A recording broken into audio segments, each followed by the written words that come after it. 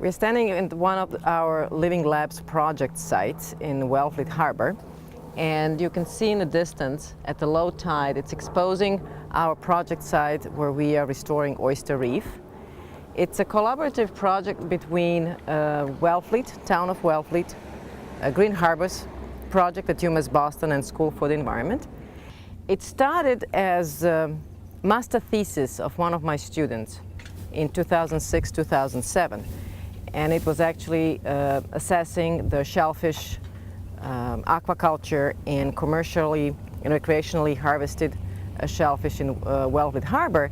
And the project actually identified that there is a need for establishment of sanctuaries, shellfish sanctuaries throughout the Wellfleet Harbor, so that we can restore not only the population of native oysters, but also to improve the quality of the coastal habitats and try to understand the connection between oyster reefs, salt marshes, and eelgrass beds as three keystone habitats that used to thrive in Wellfleet Harbor, and now they're a little bit degraded and disbalanced in comparison what we used to have here. The water quality in this specific little pocket here at the marina and the pier of the Wellfleet Harbor is a little bit more degraded than the rest. Wellfleet is actually famous for the Wellfleet oysters, so the water quality is wonderful, and it actually gives the special taste to oysters.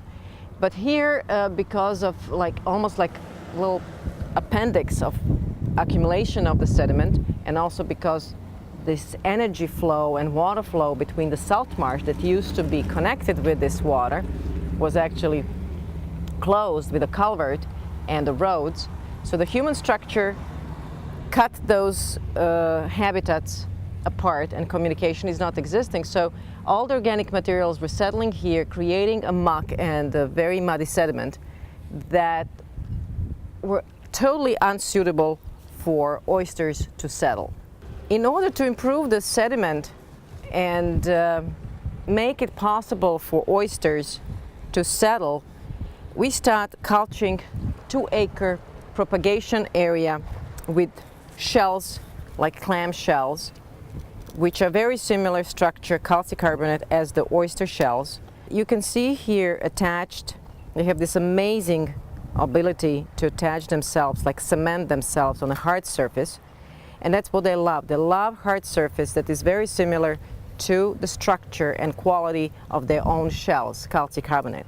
And you can see here from last year's oysters that settled on a couch, which is natural clams that we used as a couch to place on a muddy area of our 2-acre propagation site, where oysters could actually find their home.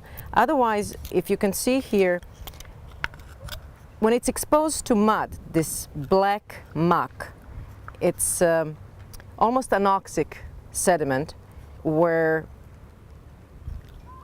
basically the couch sinks into. So if young oysters, those are called spats, that are trying to find suitable surface where they will attach themselves, those are from this year spats, just maybe a couple of weeks old, that actually settled on this shell.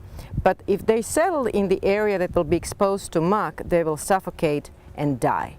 So you can see how creating such a suitable areas for oysters to settle is very important to start creating natural oyster reefs.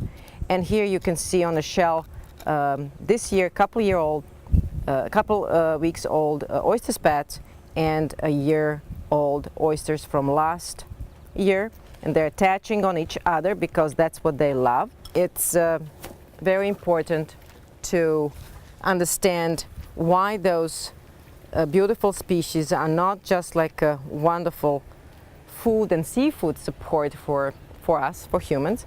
They're an amazing and very important keystone species for our coastal habitats, to improve not only the water quality, but also to support coastal shorelines from erosion, from storms, to create engineering amazing 3D structures where different species can live.